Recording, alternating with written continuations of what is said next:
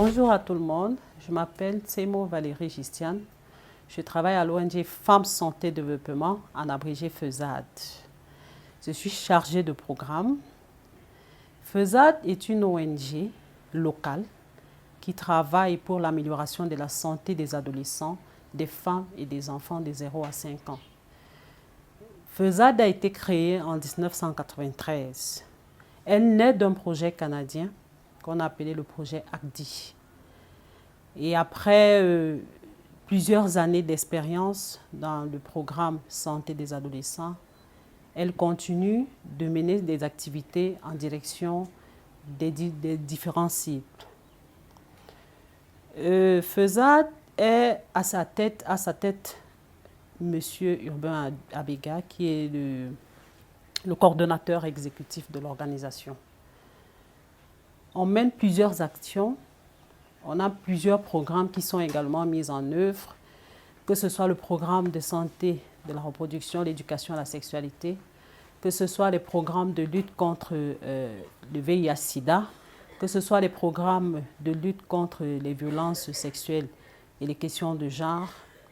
Donc on a un ensemble d'activités comme ça, de prévention que nous menons au quotidien en direction de nos différentes cibles. Voici un peu présenté de manière très sommaire ce que FESAD fait. FESAD, dans le cadre du projet Fonds mondial, qui a évolué en tant que sous-bénéficiaire, a mené un ensemble d'activités. Vacances sans sida était l'une des activités phares du projet. Vacances sans sida, c'est un programme, une activité de sensibilisation annuelle qui est coordonné généralement par le programme national de lutte contre le VIH-Sida et les autres partenaires. Et chaque organisation travaillant dans le cadre du Fonds mondial doit mettre en place un ensemble d'activités pour mener cette initiative. On dit vacances sans sida, pourquoi? Parce que effectivement, ce sont des activités qui ont lieu pendant les vacances. Et nous savons que pendant les vacances, il y a beaucoup de choses qui peuvent arriver en milieu jeune. Donc, on essaye d'occuper les jeunes, de sensibiliser les jeunes, de mener des actions pour qu'ils puissent au maximum réduire ou bien carrément prendre des mesures de prévention, de précaution pour ne pas être infecté par le VIH-Sida pendant cette période. Tout va du fait que le taux de prévalence contraceptive en VIH-Sida demeure élevé, malgré qu'il y ait une baisse assez significative en 2016, qui était de 3,4%. On considère quand même que cette prévalence nationale demeure assez élevée.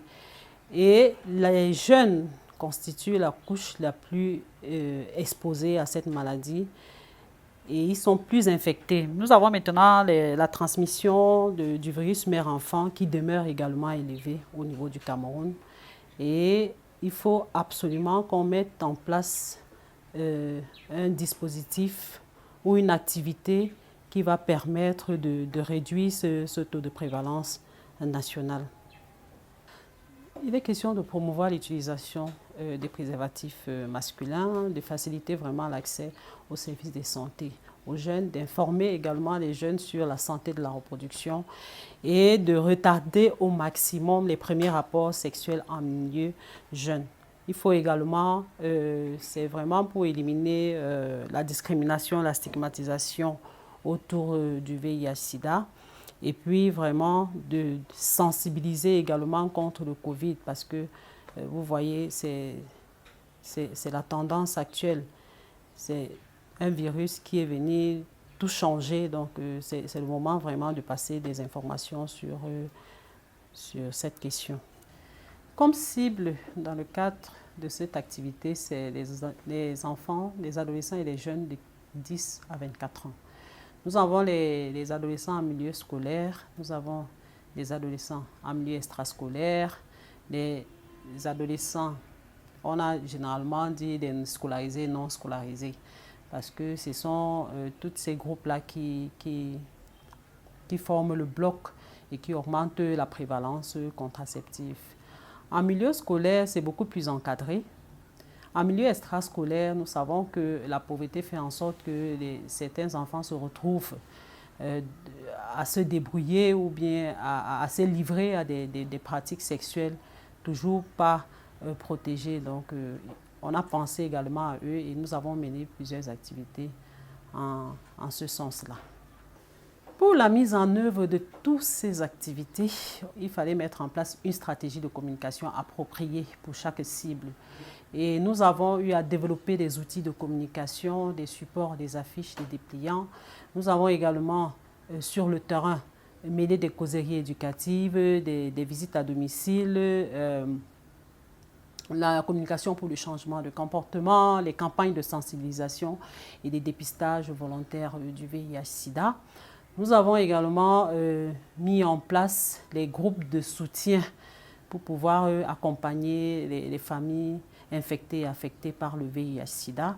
Nous avons également créé l'application Dis-moi tout en un clic. C'est une application qui permet de renseigner les adolescents et jeunes qui vont sur cette plateforme-là avoir des informations sur les formations sanitaires, leur santé, leur propre santé, et puis les différentes formations sanitaires de référence où ils peuvent avoir plus ample information lorsqu'ils ont des problèmes bien spécifiques.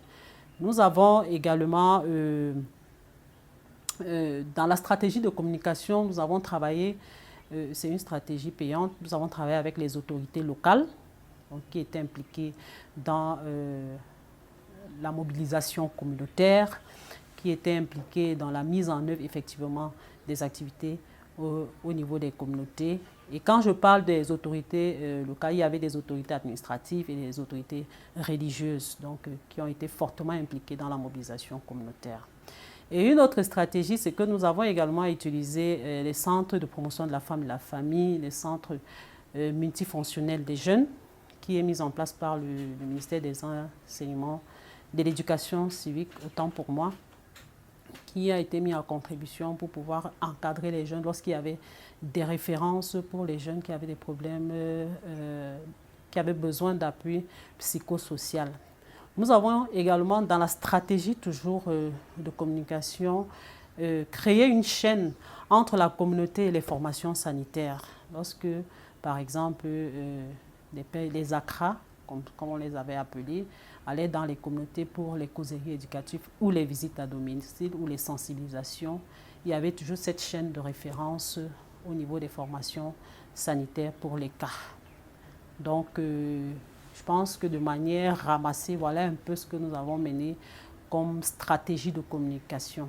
Et il faut dire ici que la stratégie de communication est en fonction de la cible. Ça veut dire que la stratégie qu'on utilise pour atteindre les adolescents et les jeunes sont différentes de la stratégie que nous avons mis en place également pour atteindre les adultes. Comme on vous l'a expliqué, on a créé des affiches avec des langages appropriés et compréhensibles pour les membres de la communauté, y compris les dépliants, parce que tous ces outils ont été élaborés de manière très participative avec les membres de la communauté, parce que ça permet également une appropriation de la communauté. Et l'application Dis-moi tout, les jeunes, les adolescents jeunes, parce qu'étant donné que c'est un outil dynamique, a été mis à contribution pour l'élaboration et pour la mise en place de cette application. Donc, on peut le télécharger facilement sur Play Store avec un téléphone Android et on a accès à un ensemble d'informations sur cette application. Voilà un peu la stratégie de communication que nous avons mis en place pour pouvoir attirer plus d'attention et pour pouvoir communiquer efficacement au niveau des communautés dans le cadre de ce projet de vacances sans sida.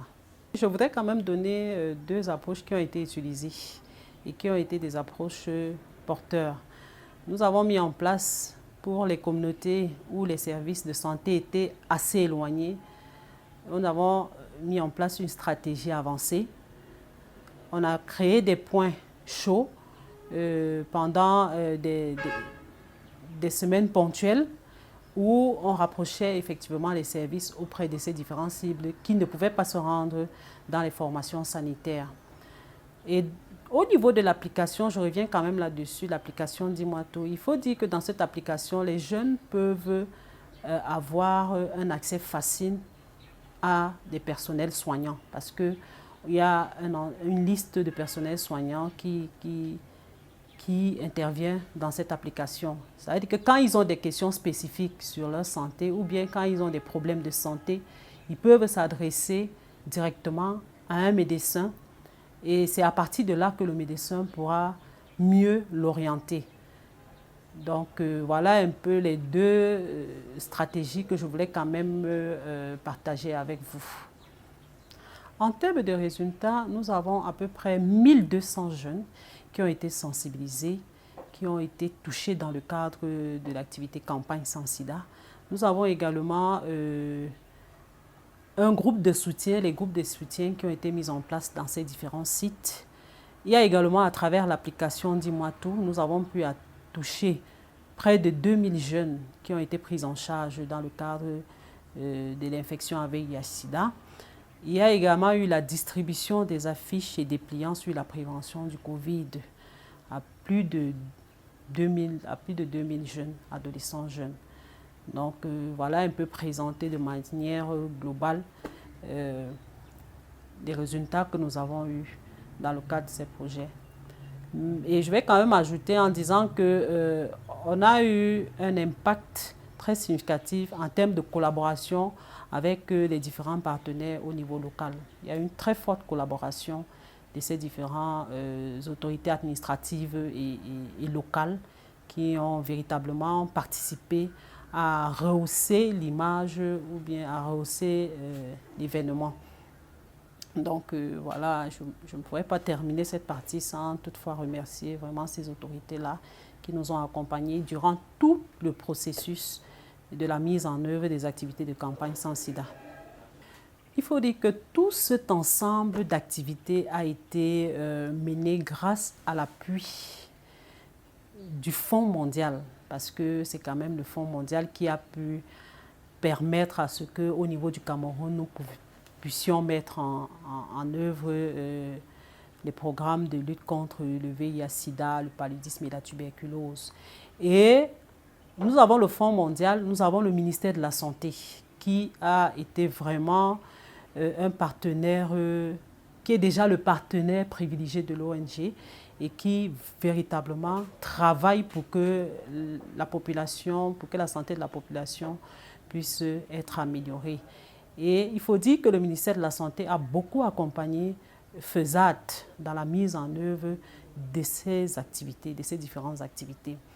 Nous avons la CANAFOR qui est notre bénéficiaire principal, qui, en dehors du fait qu'on a des relations de longue date en tant qu'organisation de la société civile, qui est vraiment le partenaire idéal de FESAD et qui, en tant que bénéficiaire principal, a mis à disposition les ressources pour qu'on puisse mener à bien ce projet. Et CANAFOR accompagne FESAD au quotidien dans la mise en œuvre de ces différentes activités. Maintenant, nous avons le ministère de la Jeunesse et de l'Éducation civique qui est un partenaire de mise en œuvre au niveau du terrain. Nous avons expliqué que nous avons quand même travaillé avec le Conseil national, les centres multifonctionnels des jeunes, qui est l'émanation du ministère de la Jeunesse et de l'Éducation physique. Nous avons également le MINPROF.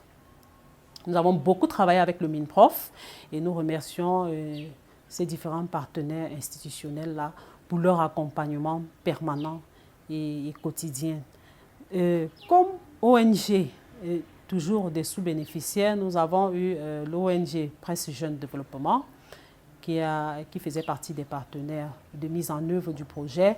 On a Aprodafine qui est dans le Nord, qui faisait également partie du projet. On ne peut pas terminer sans remercier les OBC, les organisations à base communautaire qui nous ont également aidé à atteindre véritablement les objectifs. Et je pense comme ça à AGC, peut-être qu'il y aura des noms que je vais écorcher, à Prodacef, Océane, SAF, Orasac, YDF IRACH, APET, AGC et Profat. Donc, ce sont ces ensembles de partenaires qui ont permis à ce que le projet puisse avoir ce succès qu'il a eu. Si vous avez été convaincu par notre approche, si vous avez été convaincu par le message que nous avons fait passer et par les stratégies que nous avons utilisées pour impliquer les jeunes dans nos activités et atteindre également les jeunes, suivez-nous sur nos comptes réseaux sociaux et votez pour nous. Nous vous remercions.